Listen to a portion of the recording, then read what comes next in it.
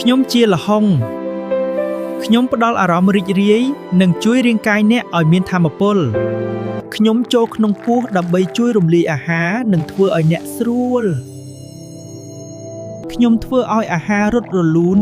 និងពោះអ្នកស្រួលស្ងប់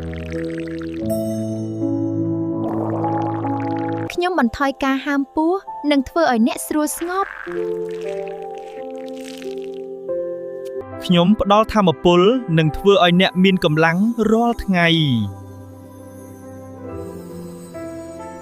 ខ្ញុំជួយកោសិកាការពាររាងកាយឲ្យរឹងមាំនិងសុខភាពល្អ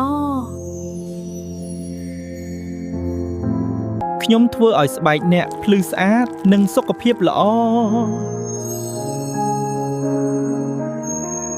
ខ្ញុំធ្វើឲ្យរាងកាយអ្នកស្រួលនិងសុខភាពល្អរាល់ថ្ងៃ